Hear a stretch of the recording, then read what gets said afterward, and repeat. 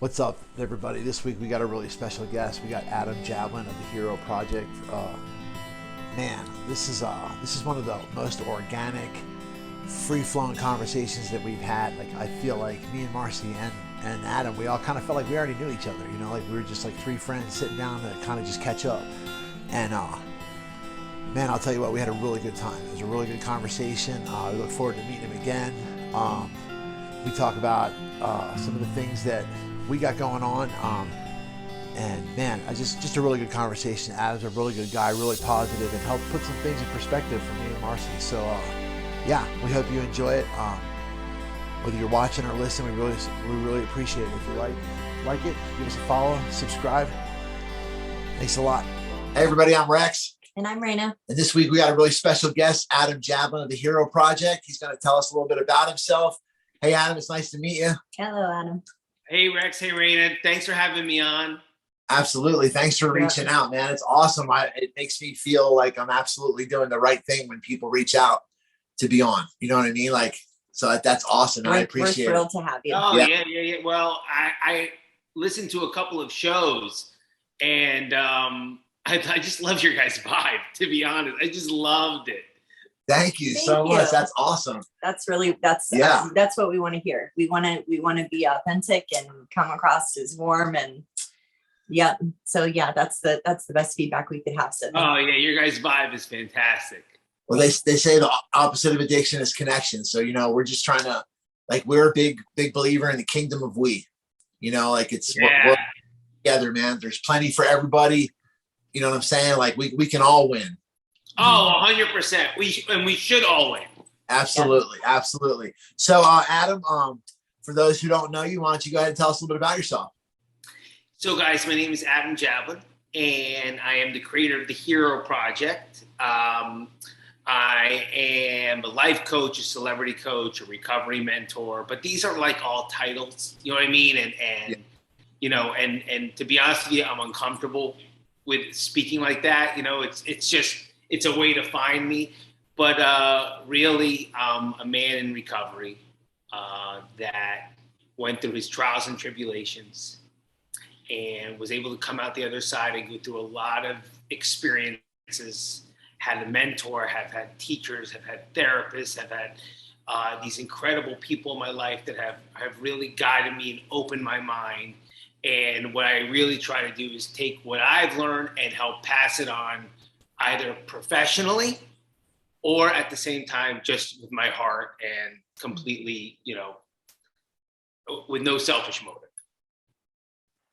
That's awesome, man. So how did you get into the whole coaching thing? Like, I mean, yeah, so it was, you know, so first off, it's really funny because a big part of who I am, I think is like, I resist what I am. Right? I will mock it. I will make fun of it. Same thing with alcoholism and addiction. I'm telling you, there were times where I was drinking, and if I heard somebody had ever had gone to rehab, I looked at them like they had a virus. You know what I mean? And it was probably because something internally knew that's you, guy. You know what I mean? That there's something up with you, you know? And so I remember, you know, I'm in my career and I'm, you know, 6, 7, 8, 9 years sober, and I would hear people being a coach or this, a life coach, and I would just roll my eyes, mock them. You know, who needs a fucking life coach? You know what I mean? Like, you know, football players, they need a coach. You know what I mean? Basketball players need a coach. You know, ballerinas need a coach. You know, but it's funny. I think I had that kind of attitude because it was something that actually it made me want to do it, and I felt like I couldn't. You know, so to answer your question, through my, you know, when I got clean and sober, something had happened to me, a spiritual experience and a spiritual awakening, but like one day at a time, 1 month at a time, and then 1 year at a time. You know, my enthusiasm never wavered. It just got more and more and more. And people became very attracted to how I was living my life. I was being asked to speak all over. I sponsored half of Florida, you know, in 12-step rooms. I was living a life of this this businessman in a completely different career, but at the same time going here, there, this, that, just loving recovery, loving helping other people. And before I knew it, I was starting to be asked to help celebrities and entertainers and politicians and professional athletes. And a friend of mine that runs a really, really big entertainment company was like, dude, you have a knack for this. He's like, you really should check this out. And I really didn't give it a second thought, to be honest. I didn't mind helping his clients at all, but eventually I was in a family business and I was third generation. So it kind of it goes into my whole story of alcoholism and addiction. Because I felt like I never really had my own identity, and I always had to live up to other people's standards. But when we decided to sell the family business, it was like this thing was calling. I just knew what I had to do, and it just, I can't even explain it, guys. It was like, just maybe when you guys met each other, like it was a knowing. It was just a knowing. Like I can't say, oh, I planned it, I wanted this. It was not even like that at all. You know, I remember speaking to my mentor. He's like a spiritual father. He's a very famous rock and roll singer named Dion. And so they're making a Broadway play about him called The Wanderer. And he's huge. And I remember asking him, like, what am I going to do now? Like what? And he looked at me like I was crazy. He's like, you're going to do what you always done. You're going to be Adam. You know, he's like, you're going to influence thought. You're going to spark people's thoughts. You're going to, and it gave me such like, I was like, cause I knew that was a part of me. I just never owned it yet. Hang on 1 second. We got puppies. Oh, now. You just have to be quiet. Well, yeah, so we're in the process of moving. They're renovating our place, the complex that we live in. So we had to move to another apartment, and we just moved back into this one. So this isn't even our normal recording setup. Where are you guys? Fort Collins, Colorado. Yeah. My dad went to Colorado State University, full ride on the rodeo team. Got kicked out freshman year for riding his horse wasted onto the college. Yeah. She's CCSU. She graduated from CSU. Nice. Mm-hmm. Yeah, so that's fun to have that connection. So your dad, did he just come here for college? Colorado State was my number 2 pick. I went to Arizona State. Nice. Because it was a number 1 party school, and it was. Yeah. Right? Yeah. No, I feel what you're saying. Sorry for the interruption. I feel what you're saying though. Like, sorry. I've been a painter and a contractor when I wasn't in prison or homeless using. I've been clean for 8.5 years now. I was stuck in a cycle of homelessness, addiction, and incarceration for 27 years. You know, painting is kind of what I knew. Painting and landscaping is what I knew. So that's kind of what I always fell back on. But then when I've been saying for years I wanted to write a book, and so the first time I tried to get clean, I made it for 5 years, and I relapsed 2 weeks before my sixth anniversary. I was in a pre-lapse for a year, totally in a full-blown relapse without using anything.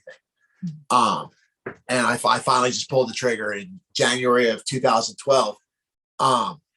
So this time when I got clean, I wanted to get past that mark. I was like, man, I want because they say every 7 years you're a completely different person on a cellular level.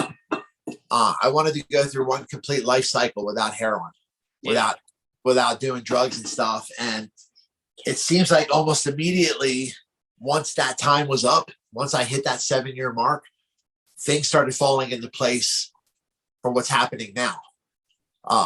You know, I kept putting off writing the book. I was like, oh, when I have time, the pandemic hit. And I'm like, okay, well, now I got nothing but time. And I got the book written, and, you know, and it's just, but I understand what you're saying. It's like a calling, you know, like I didn't plan on having a podcast. I went on other people's podcasts to promote my book. And then they were like, hey, dude, you're a great talker. You should have your own podcast, you know? And then through talking to some other people. Now I'm getting into public speaking. Last month I went into my first high school and did 4 60-minute presentations on the dangers, pretty much of fentanyl is the but basically of drug culture right now in general, how dangerous it is, like just how kids trying just to educate really the don't kids even and know stuff. what they're messing with. So it's amazing when it falls in your lap. But I'm sorry, I didn't mean to cut you off. I love no. Hey, listen, this is look, I feel like when it's 3 people in recovery, it's a love fest and it's a celebration, and it's it's to please. That's not who I am. It's not. I don't need the attention. I love the collaboration. Yeah, awesome. And and that's another thing. Just the people who've come into my life. That's funny. You were just on Rockstar Testimony. Yeah, we're partners with them. Our podcast partners with them.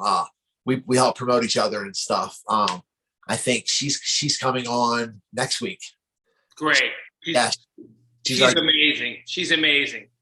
Yeah, dude, and it's like we were just talking right before, during the mix up, we were saying how we should do just her and I do a podcast on just the awesome recovery community that's out there now. Like, I was on a guest on a podcast yesterday where it's called Addicts Anonymous. And we were talking about the whole anonymity thing. And I said, well, I said that originates because Alcoholics Anonymous started during the time of Prohibition. You had to keep that shit anonymous. You know what I mean? You couldn't let people know, like, oh, hey, yeah, I'm an alcoholic in active use. My name's Bob Smith. You couldn't do that. But that's not the world today.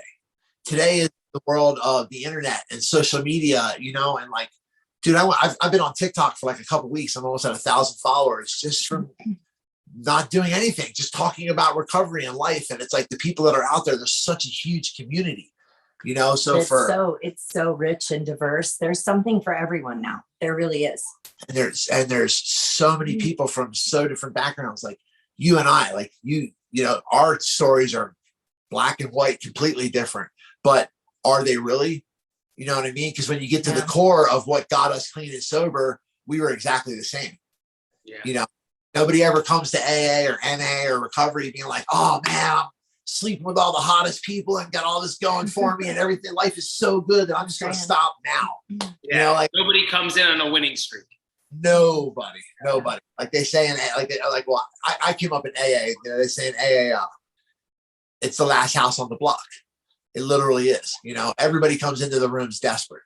But if you stay, then you end up, like we are today. Years later, and I've been posting like, life's a struggle right now. But I'm so grateful for the problems that I have. Like my problems are luxury problems compared to the problems that I had 8.5 years ago when I was sitting in a bathtub taking my own life with an intentional overdose because I couldn't see any way out. So I'm just so happy to meet you. I love having people on that are excited about life and excited about recovery. Yep. Yeah. So, well, it's funny you say that, right? Like that's like the greatest asset and gift that we have for ourselves and to the other person. Like when I heard you say, it's like we could actually, if we lived in the moment and talked about some of the struggles we're having right now, we actually have the power when it's just the 3 of us or people like-minded like us to actually be like, wait a fucking second, this is not even close to a struggle. Do you know what I mean? Like, this is like, wait, what I went through, but that's a struggle. Do you know what I mean? This is like my, if we could get through what we got through, we can get through anything. And I'm not saying that what's on my plate and on my table right now is not, doesn't cause me anxiety and worry and fear. I'm human. I'm not saying that what's on your plate right now does not cause anxiety and worry and fear. You're human. I'm just saying that we go back to in our own story, not comparing ourselves to anyone else. We can be like, why would I even this is unbelievable. like this is the greatest life ever. Yeah. That's what I was talking about. Like I was kind of angry yesterday, this whole move is just, we kind of got sideswiped a little bit. It was raining and it was the last day I had to move. There's a lot of mud. Yeah. So like I was just no, I'm sure it sucked. Yeah. Yeah. But I went on, and I'm one of those kind of people. Like one of my buddies, Mike Fiore, says, my perspective equals my potential. you know, like, so like my perspective and my imagination is limitless. So my potential is limitless. So I try my TikToks and my Instagrams pretty positive. But like yesterday, I had to drop one. I was like, hey man, today life fucking sucks. Like, you know, and I just broke it down, you know what I mean? And I'm like, but I'm clean. You know what I mean? Like, and that's number one. So the problems that like you were saying, the problems that I have today, I'm not dope sick. I went to bed last night. I went to sleep. I didn't pass out. I woke up this morning. I didn't come to. You know what I mean? Like, I'm invited to people's homes now. People are happy to see me. You know, they're not like, oh my God, hide the jewelry, hide the shit. You know what I mean? He's coming over. You know, like, so yeah, you know, like life is real, you know, pain is inevitable. Suffering is optional. You know, absolutely. I choose not to suffer today. You know, and like I was saying, I did a follow-up TikTok. It was like, hey, you know, I'm not trying to discourage anybody. I just want you to know that I don't want to be one of the ones that lie to you and say, oh, when you get clean, life becomes perfect. Life is still life. The things that cause you to want to use and drink and all that are still there. But when you get a little bit of time and you show up day after day and do it one day at a time, like you said, and then a month and then a year, like I talked about, you have the tools to process what's going on. So I don't have to suffer today. You know, like I can take 30 seconds and make a TikTok and vent and be like, cool, man, I just shared it with my whole recovery community. It's like a 30-second AA meeting. It is. You know what I mean? Where I got to mini share. And then I get all the comments back. And that wasn't it before, you know, like before when I was dope sick and I was like, oh my God, I'm sick. And like people were like, get the fuck away from me. You know, you ain't getting my dope. That's not how people are with love. When you were like now I put it out to the community and I'm like, oh man, I'm having a hard day today. You know, and I got 25 comments within an hour saying, you got this, bro. Just don't give in. You know what I mean? Like, and that's what I love about social media and the connection that we have through doing things like this, you know, it's like, yeah. And like, you know, like, I don't know how it would have been in my using days had there been so much support and such a huge community right there in the palm of my hand. You know what I mean? For myself, it probably wouldn't have been much different. I think I absolutely had to take the path that I did to get where I am. But I know it helps a lot of people. A lot of people. I feel the same way, brother. I everything you said, I can implement. And trust me, I've even said many times, like, if my intervention happened one day earlier, that was not the Adam you want to intervene. You know, it would have been like, go fuck yourself. Yep. You know, but that day, I was ready. I needed that one. I needed every last thing that I put in my system to finally surrender. Yep. You know, one shy of it, I don't think I was ready.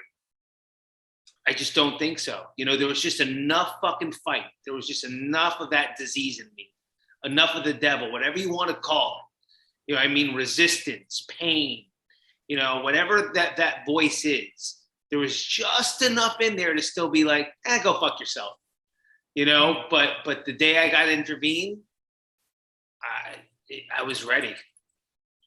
You know, and that makes me really happy to hear, man, because I just got certified in to be a dual diagnosis interventionist. And you know, like I hate that TV show Intervention. I hate it. I think it's a whole big thing that makes a bunch of money off of people suffering. They've got like a 2% success rate. But so that's kind of always turned me away from it. But like since I've never watched that show all the way through because of many things that you're saying. Oh, just even the camera angles and how they were plotting it. I would be 10 minutes in being like, this ain't for me. I'll be honest, every episode I've ever seen, it was on one of my cellmates' TVs in prison. I've never turned it on and been like, oh yeah, I'm going to check this out. It's disgusting. You know, I think it's terrible the way that the entertainment industry is making money off of people suffering with everything in our culture though makes money off of everybody's suffering. That's a whole other tangent I can go on.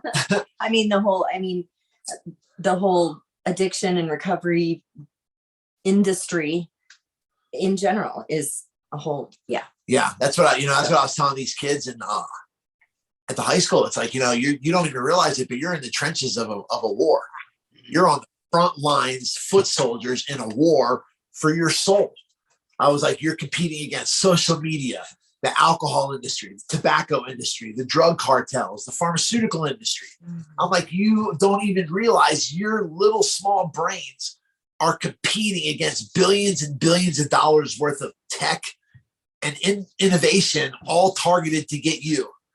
And like, they're sitting there looking at me like, holy shit. Like, you know what I mean? I'm like, and I kept telling them, I'm not here to scare you, but I was there to scare them. You know, you just don't want to scare them like they did when we were kids. When they came in, those we were kids and said, oh, you know, if you smoke pot, you're going to die, you know? Yeah. DARE. Remember the DARE program? Dude, I used to have a sticker on my skateboard that was a real bumper sticker that was handed out by a DARE officer, and it said, dare to turn in your parents.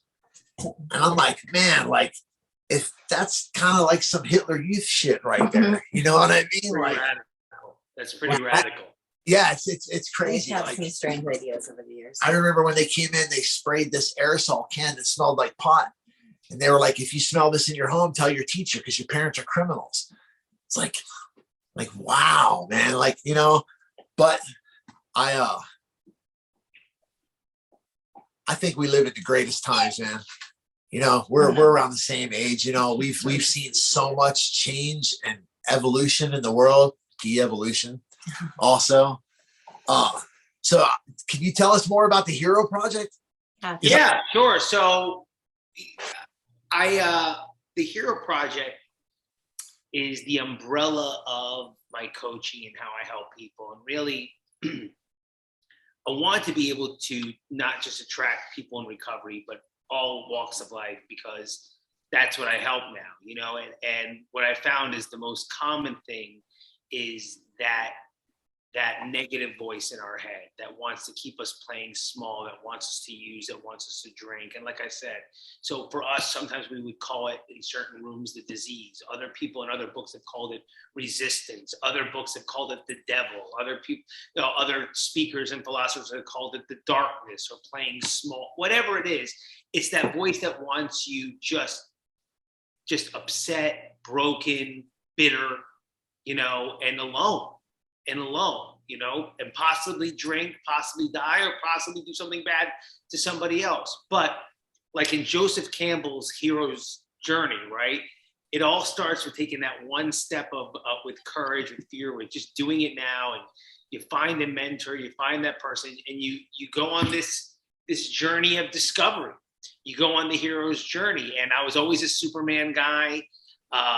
You know, that was always my favorite. Ever since I was literally the first day I was in the world, my mom had me in a Superman shirt. And I do believe that my recovery was where I found my superpowers. And you know, I had a Morpheus to my Neo. You know what I mean? I had someone to show me what was real and what wasn't real. I took the red pill and went on this journey. And just like every, you know, origin story that we've all seen, be it if you're a kid from Krypton and you're not allowed to play with the other kids because you could break them, and you can't throw the football though, because if you throw it, you'll throw it 300 miles. And when you're looking at your teacher, you're seeing them through their bones and it's freaking you out, or whatever origin story is, when you don't feel like you belong. And then you find out who you really are through pain and going down this weird road, and then you come out the other side, and then you return home. You know, just that beautiful. So what I really do is with my clients is we face the causes, the conditions of why they're feeling this way, while they're playing small.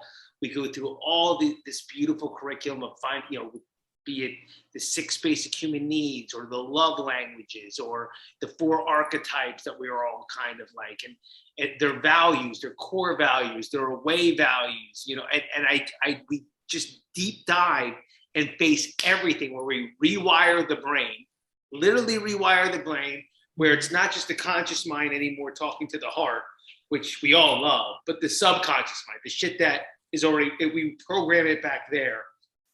And my clients walk out of the Hero Project truly, it's the end of the movie, you know, and they're ready to take on the world. So that's the Hero Project for you. That's awesome, man. Sounds like that's amazing, because it speaks a little bit more to like my kind of aspect of recovery. I'm an adult child of an alcoholic and dysfunctional family. So in ACA, we focus on emotional sobriety. Yeah. Understanding that different triggers and relationships and scenarios can create cascades of internal chemicals. So we drug ourselves by our interactions with others, with drama, chaos, whatever it is, our addictions to excitement and fear. So what you're talking about, like this, because for me, it goes way beyond like the external chemicals that we are capable of putting into our bodies. Like, I did struggle with addiction, but mine was much more contingent upon my interactions with others, is how my addiction unfolded inside. And it was much more emotional. So looking at trying to attain emotional sobriety, you have to look at a whole lot more than just what drugs am I taking or not, and am I sober or not. Like it's kind of a whole nother level of really refining things. So it's really wonderful. Like I said, it's just so amazing that this whole community and what's available is so diverse and so rich, and we're so thankful you're doing work like this. Oh yeah, and by the way, I tip my hat to you with ACA. When I had to learn that, it was a whole new. To be honest with you, I wasn't. So just to give you the credit, right? To give you the credit specifically, I wasn't ready for what I learned in ACA, at least till I was 10 years clean and sober. I needed those 10 years to just hyper focus on me and my disease and giving back and all that. Because it takes a real emotional maturity to look at what's going on in ACA, and I wasn't ready. I wasn't ready. It's super beautiful work. It's super deep. It's super deep. It's an incredible community. So I really encourage everybody, even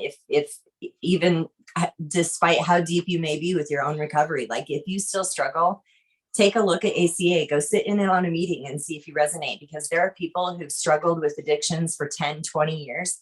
They finally get into ACA and they're like, oh, this was the piece I needed. I needed to go a little bit deeper. So thank you so much for acknowledging that. And absolutely. God, you know what happened to me too? I became, it's so funny, but when you don't know what you don't know, I didn't know what I didn't know. Mm-hmm. What recovery really did was it was the beginning of me opening my mind to realize that I really didn't know anything. Mm-hmm. So there was a certain point in my life where I thought the 12 steps were the end all be all, but then I went above and beyond that. And then I went above and beyond just our community and started learning from directly from people like Tony, like directly, you know what I mean? And realizing like, okay, wait, I put a stigma on all you people. I put my own bullshit on you people. I put my own thoughts from your marketing and your advertising on you. Like you guys are actually all doing really good work that I'd like to learn from. So now I have all these beautiful mentors and guides from realms and places that I'm telling you, I used to fucking roll my eyes at them. You know what I mean? I'd be like, you know what I mean? Like, think they're all like snake oil salesmen with a bunch of enthusiasm. But no, like there's a lot of good out there. There's a lot of fucking good. And I wouldn't have been able to even learn or open my mind to this without recovery, because I just was, I don't know. I was so closed. I was so closed-minded. Closed is a good word for it though. Like, and we talk about like the disjointedness and the disconnection. Like closed is a very good, because I don't ever think we're ever really disconnected from one another, because I think that we're capable of doing that. I think energetically we're all interconnected, but I think we can turn ourselves off to one another because of pain or trauma or whatever, or just the overwhelm of society. So yeah, I think closed is a really good, it does feel, recovery feels like an opening. Right. And I'm sure this has happened to Rex, right? Like I'm sure of it, because just hearing how he speaks and what, and so I would bet on it. I can't say I'm sure of it. But there were times for me, I'm sure Rex felt it, where you see somebody else basically doing what you're supposed to be doing, and you almost just kind of hate them or shut them off like they're full of shit, because what's happening is we're feeling a jealousy, but it's not really a jealousy. It's like, oh wait, you're recognizing something in you that you're not doing. And rather than stepping into that fucking like, okay, I'm actually going to say to somebody, I don't know what the next step is, but I'm supposed to be doing what this guy's doing. So rather than doing that, it's way easier to be like, fuck you. You know what I mean? And just harass him and say bad names about him in your head or put him down. But in reality, you're like, no, I'm supposed to be on that stage. I'm supposed to be doing that shit.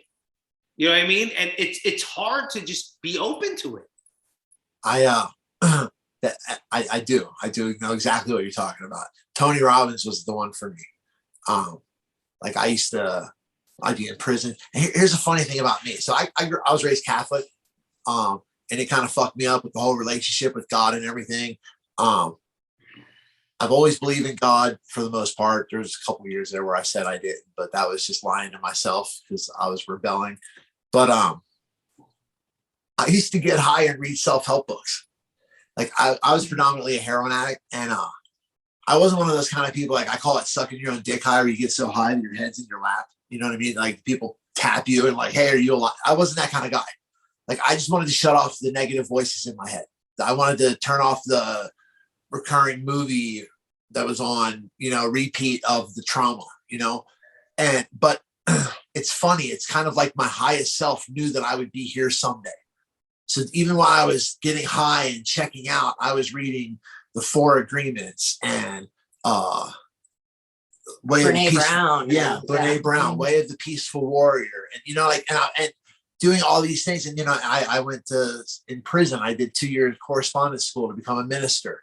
I've always been fascinated with man's quest for the knowledge of God and higher power. And I've kind of always looked at people who did the self-help and like, especially Tony Robbins. I hated him. And I didn't really hate him. Like you said, I recognize now that there was a part of me that's like, hey man, that's what you're supposed to be doing. And you're not. That's what I hated. I hated myself because I wasn't up there doing it. Yeah. And now, like, I'm trying to get where you are. I'm also a life coach, and I work with guys in recovery. And I just got a speaking coach who's going to try and help me do some TED Talks and stuff. So it's hard though, man. Like because at 8.5 years sober, I'm starting to have doubts about myself.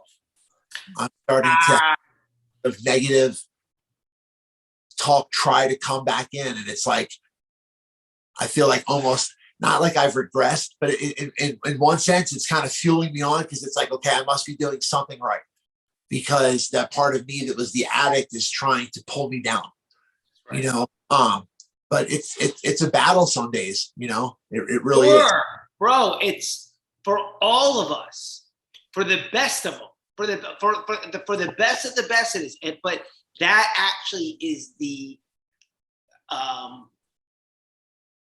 fuck it. I'm gonna be myself. I'll fucking, you know what I mean? Like I'm gonna be your big brother in this realm right now, and you're like that thought and that feeling. It's not that it just showed up. It was always there, right? Mm-hmm. It's coming out because you're about to break through. Yeah, you're stronger. That's why it's coming out, because it's like fuck no. It's not like, oh, it just showed up. No, it's been there the whole fucking time. You didn't poke it. Yeah. You didn't tell it like, hey, I'm going to do this. I'm going to do that. I'm going to be a life coach. I'm going to speak on stage. I'm going to be on TED Talks. So it had no reason to fuck with you. Oh. It was always there. So like the fact that you're hearing that, you got to like celebrate it. You have to be like, it's about time. It's about time. And guess what? Then you're going to make your first whatever financial goal and whatever significance and recognition is going to feel good, whatever that is. And it's going to come up again. And it's going to come up, right? Because it always wants to tell you, who are you to do this? Who are you to do that? You shouldn't, you know what I mean? You shouldn't spend that kind of money in this new program. That's some people's houses. And it's going to just keep trying to fuck with you to keep you at a certain, because it's going to get, first you'll break through, you'll get comfortable here. You're going to get really comfortable. Then you're going to have breakthrough to here. You're going to get really, because you're going to see somebody else doing something else that you know you're supposed to be doing. And it's not a jealousy. it's like, oh my God, right, that's what I want to do. I don't want to impact thousands. I want to impact hundreds of thousands. And it's going to keep fucking with you the whole way. Yeah. That's a really awesome perspective. Yeah. It's, you know, and it's funny because I tell guys that I work with, you know, like the more work you're doing, the more work your addiction's doing. Like the more work you're doing in recovery, your addiction's in that mental weight pile, doing push-ups and lifting weights stronger. Yeah. And it's just waiting for it to strike. You know, yeah, I know. And that's why, you know, I'm using it as motivation, you know, but like yesterday, some days it's just, man, it's overwhelming, you know. Just remember, bro, it's not about, if you and I could stick to some of the basics, but put it in a bigger modality than just recovery. And if you could think about, it's not about you. It's about the people you're going to serve. So if you keep making it about you, right? Like, and that voice, it's this ongoing back. But if you're like, wait a second, if I listen to this, I can't help all these people. You know, how many kids can you keep out of prison? Right? How many kids can you keep out of prison? Right. Right? Just that question alone. How many kids? Like, I was to jail. You know what I mean? I got my DUI. I had some fun in some closed bar, but like prison, how many people can you keep out of prison? And that's one small population of people you can help. Or how many people could he help recover and get out of prison? Like stay in recovery. Oh, there's another set. Yeah. Right? Like, and we could keep adding to this with the ACA with you. How many couples in recovery? We could keep adding. But if you don't override that voice, it wins. Well, and that's what recovery is finding those places and those voices and attending to them, loving them, giving them what they need, like making them feel like there's no trap anymore. They don't have to fight. They don't, like, we have to, right? That's what recovery is. Like, yeah. That's how we calm all those places. We attend to them in some way. I heard two things that I think you guys would love because we're like-minded. I have to share them with you because they're not mine. Okay. So I have to share them with you because you know the rules of recovery. If we say something if we give the person credit 3 times, then it's ours, right? Then we can steal it. Right. Yeah. So what I heard, I thought this was great, that 2/3 of God's name is go. Right? Like it ain't stop and it ain't pause. Mm-hmm. That's awesome. Go, right? And I heard also, which I love, you know, we always heard about, no, it's not working harder, it's working smarter. Well, no, it's working higher. Not right, like we're working on a higher vibration. Yeah. A higher vibe, a higher thought process, a higher recovery, you know, rather than smarter. Like I don't identify with the word smarter. Yeah. Well, and if you want to ingratiate yourself to the notion of working hard, then the world will give you that infinitely. You can do that forever. Yeah. Yeah. So yeah, I don't think that's the way either. I'm kind of evolving past the whole recovery thing too. You know, like if you read the first edition of the first printing of the big book of Alcoholics Anonymous, it says, we of Alcoholics Anonymous are more than 100 men and women who have recovered from a seemingly hopeless state of mind and body, not are in recovery or not recovering, but who have recovered. And it's because for myself, like I'm a big thing about trauma. Okay. And trauma comes in infinite forms, infinite manifestations. It says in all the literature that we use as a side effect. It's a side effect of what's really going on. So in my first year of recovery, I went back and I sat in my darkness and I sat with my demons until I was the one in control, until that I was the one who had the conch. I was the one who was tending the fire. And once the trauma was healed and I was able to forgive my abusers and forgive myself mostly, the whole obsession to use went away. Like I haven't thought about doing heroin since my third or fourth month clean. And that's when I was really into shit of working through my stuff, sitting in county jail, wishing I could get high, but couldn't, you know what I mean? Like, but I'll be honest about it. I don't know if I would have ever gotten clean the way I did had I not been in jail. But I used it as a resource. I used it as a tool when I was sitting in the county jail. Like I turned myself in. I was on the run for probation. And I was like, man, I need to go somewhere safe. So this is safe. But now that I'm a few years in and stuff, like I don't really worry about my addiction. Even all the stuff that's going on, you know, like having trouble finding a job and bills and stuff like that. Like at no point during any of this have I been like, man, I wish I could get high. Like that's just not even in my Rolodex of things to look at anymore. You know what I mean?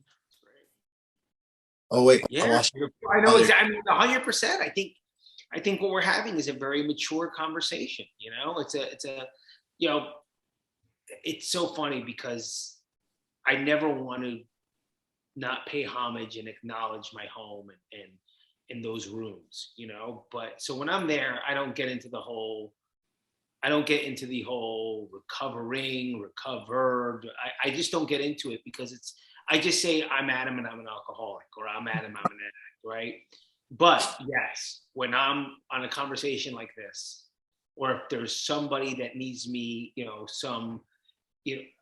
believe it or not, the ones that I see the most in pain are the celebrities' kids. That's lately what I've been seeing. But if it's this, whoever's hiring me, I let them know I'm recovered. You know, this is a part of my past. Yeah. You know what I mean? And it does not mean that if I make a stupid decision to have a fucking Patron, that when it goes down my mouth and into my stomach and through the pancreas and then through the liver and into the kidneys, and it starts producing acetones, and the acetones send signals up to my brain, it does not mean that those signals are proper and healed and that I can drink like a normal person. That's not what it means. Right. Right. You know what I mean? Those acetones still send the wrong signals to my fucking brain, and my brain goes, ooh, this is good. I need more. I should drive like this. Where can we get 6 more bottles? You know what I mean? So what, but it does mean that it is a part of I've recovered from it. You know, and I don't walk around to everyone saying like, you know, I'm recovered from the chicken pox, or I'm recovered from other diseases as well, you know, like, so I do think it's important that those first 100 were onto something. Absolutely. Yeah. You know, and like back to the ACA thing, you know, Bill saw the rooms of AA as a stepping point, a starting point. Like that eventually We called it a kindergarten. Yes, yes. And like ACA was kind of the goal. He wanted people to, like, I've looked through her literature and I'm 8.5 years and I'm like, okay, I'm not there yet. I'm not ready for that yet. So I get you. I understand what you said. You had to be. It took me a while, bro. It took me a while. But I see what it's doing for her. You know what I mean? And it's awesome because I'm like, wow, man, is this how my friends saw me when I was getting clean? And like, you know what I'm saying? Like, so it's really encouraging because it's, yeah, absolutely. Yeah. It's very encouraging. 100%. Yes. Your queen is doing the real deal because it's, you know, there is a part of our thing that it is, if you need to call it the word selfish, or like we do need to hyper focus on ourselves and our disease and our step work and our solution and then pass it to another person like us. And then it's like, okay, so when are you going to grow up enough to realize that this is happening to fucking everybody? Mm-hmm. And you don't own those steps, and you don't own the right to do this, and you don't own the right to do that. And other people have had things with their parents that maybe didn't feel, or it just makes you like grow up. And I wasn't ready to grow up. You know what I mean? I still need to be the star of my own show for a little bit before I was like, oh my God, this affects everybody. Yeah. Every single one of us. Yeah. Like, I like, there's some people too that I wish I could share my awareness. I wish I could just like gift, just if I could download, just if you could just understand that, this could maybe really be affecting you and you're taking all this on yourself, and it could really be like, it just helps a lot with perspective, and it helps with blame and shame, and it helps with all this fucked up shit that we internalize, that we've taken from our parents and we internalize as our own. We realize that it's not our own at all. Like it's a humanity, social, cultural thing that we all share. And so yeah, it's a huge relief too when you get there. Actually, there's part of it that you're like, okay, it is everybody, but at least we're all in it together. Yeah. There's a part of us, like I should say, Rex and I, like there's a part of us that like to feel special. You know what I mean? Or significant. I remember, so it really started for me in recovery when somebody would share something to me, or I heard something in the rooms and I felt like it was for me and just for me, and that made sense and blah, blah, right? And then I remember, listen, when I met Tony and I started working with him, and like, I remember like repeating something that he had taught me, and someone was like, oh yeah, there's a video, he does a video about that. And I was like I felt like such a, like, oh wait, this wasn't just for me again, like this wasn't our one-on-one time, like, and then I looked up the video and it was because I guess what I'm trying to say is that like ACA really makes you realize it is all for one. You know what I mean? And there's something about us alcoholics and addicts that sometimes we just want it for us. You know what I mean? But it is for all of us. You know what I mean? I'll never forget what was it? What was the lesson he used? Oh, effective blaming. Effective right? blaming. And we were going over how to blame someone effectively, and how sometimes our worst pains are the people we should thank the most. Yeah. Right? Like, thank you for making me fucking strong. And thank you for making me look at this. And thank you for making me sick to my stomach all those fucking years so I can be the man I am. Right? Effectively. And I remember sharing it with someone. They're like, oh, I saw a whole video that he did on that. I was like, what? I was so like offended. You know what I mean? Like it was just for Adam, you know? Oh, yeah. And that shit happened to me when I was getting sober too. Yeah. It's amazing though, because it is just for you too. You know, yeah, what I mean? 100%. 100%. No, it's the both and. It's that the paradox of what we really are, that we think we're all separate and we're so not.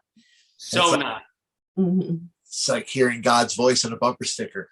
Yeah. You know what I mean? Like that bumper sticker's there for everybody to see, the whole world, but it was written just for you. Right. 100%. Yeah. And now I'm specifically speaking, and they know who the fuck I'm talking to, of many, many, many of my parents' friends that live in Aspen that have kids that have been suffering and need. This segment is for you. This segment is for you. I am not associated with Rex. I have not met him in person. You need to hear this. You need to look into what him and his wife are doing. You need to hear this right now. Look into how you can help him. Look into what you can contribute. This segment is for you. Love you all. So yeah, man. When you and I were talking before, I was telling you a little bit about the No Love Foundation, which like you work with people. We're trying to work with at-risk teens and young adults transitioning out of foster care. Mm-hmm. We bought some land in southern Colorado, and we're starting a organic permaculture farm. We're gonna bring kids in and have them learn how to be self-sustaining and how to grow in their environment, in their community. The area that we bought, the valley floor average is 7,900 feet. So it's one of the highest elevated alpine valleys in North America. And it sits on top of one of the nation's largest underground artesian lakes. So like there's all these resources, but it's also one of the poorest and mostly traditional families and traditional people of that area. And so that's also something we would really want to focus on, is like either returning or maintaining like traditional farming practices. And yeah, we're pretty excited about that. We've even got a couple schools who are on board with, once we get it started, helping us get scholarships for certificate programs through vocational school or classes through the university.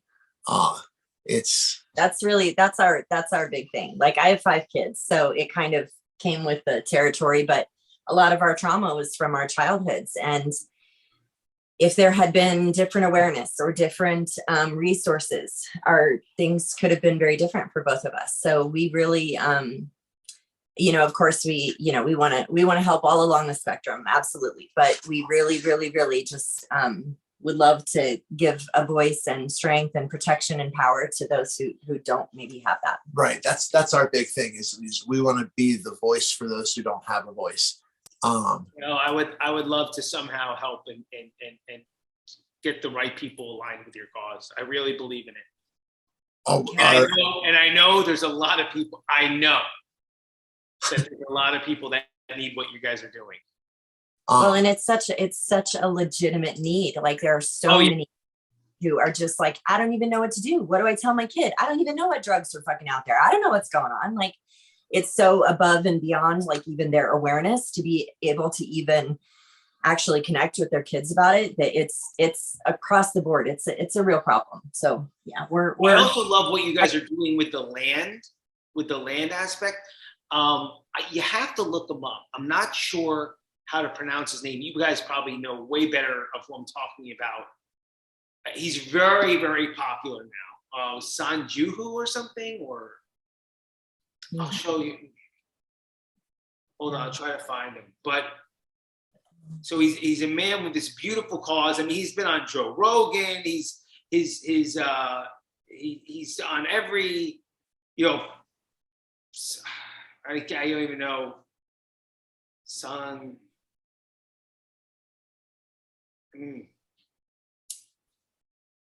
I wouldn't even know where to find him, but very spiritual man. does he wear a turban? What? Does he wear a turban? Yes. Yeah, I follow him. All right, yeah. So this guy, right? So I didn't realize how big he is and the cause he has is. But I do know that one of the things that he does to help people. Let's see if I can find him for you. To help. Oh, here he is. This is where gentleness is. Sanji Huru. Yeah. Yep. Okay, so I thought he was a speaker. He's got a few books. No. He's doing work like you guys are doing. And I remember seeing this thing. I don't heal on that level, right? I don't coach people on that level. So it could be good for you guys because what you guys are really doing is when he helps people with stage 4 cancer actually recover, right? And all these other ailments, he has them work with the earth. I guess there's like a lot of healing ailments within the soil, stuff that if I try to regurgitate, I'm going to sound like Rocky Balboa. You know what I mean?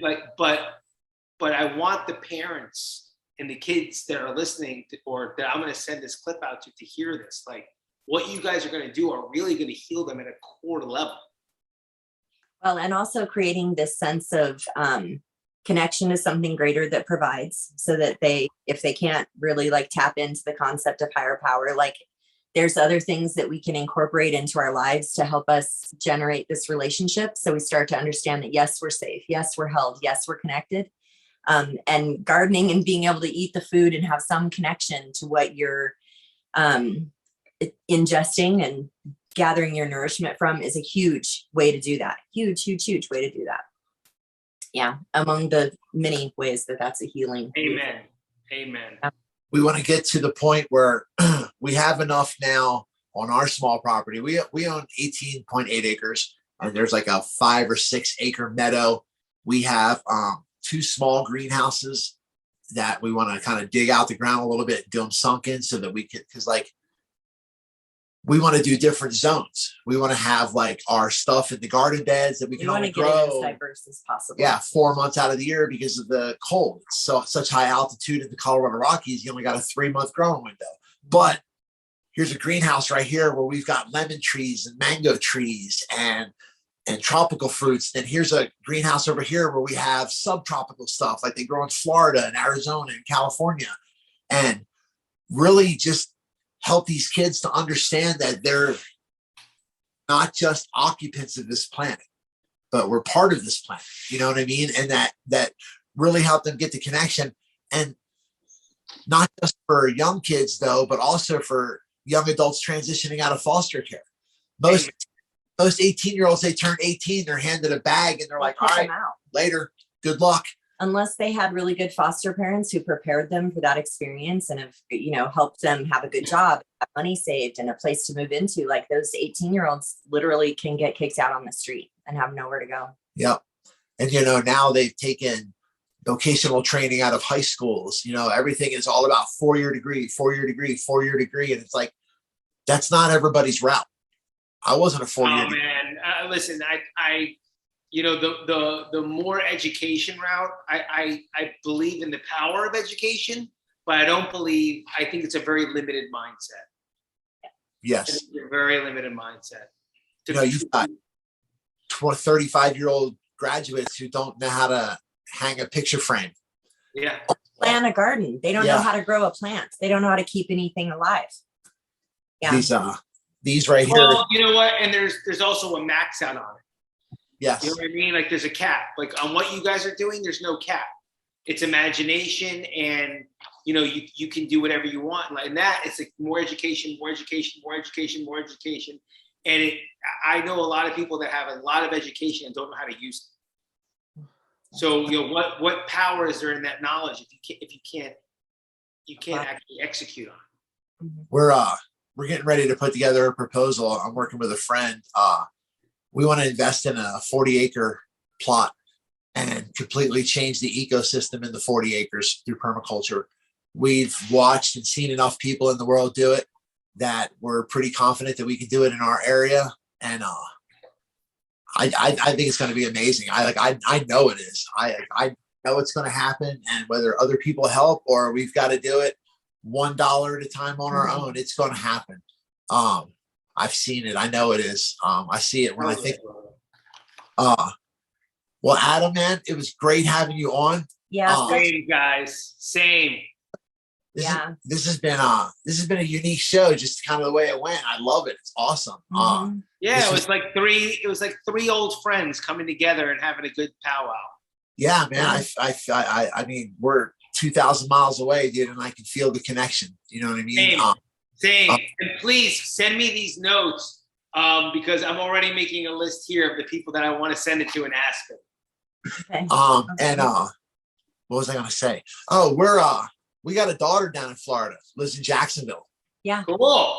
So we're going to be coming down pretty soon, man. I'd love to connect and meet in person. 100%, dude. 100%. Maybe we can meet in the middle or something. Like both take 2.5 hours. Where are you at? Yeah. Boca Raton. Okay. Yeah. All right. We'll figure it out. And I want to go down. I want to visit the Keys while we're down there. So. Oh well, we'll figure it out. 100%. Yeah. Figure it out. I want to give you. Thanks for having me on, man. I love you both. Absolutely. And would definitely love to have you on again in the future. Continue the conversation. Keep us updated with everything that love you're doing. to. And please, I'm being sincere. If there's anything I can do, please send me those. Please send me the show and the notes because I would like to get it out to some people that can really help. I will. Absolutely. All right, bro. Love you guys. Namaste. Love you. Take care. Much love. Bye-bye. Namaste.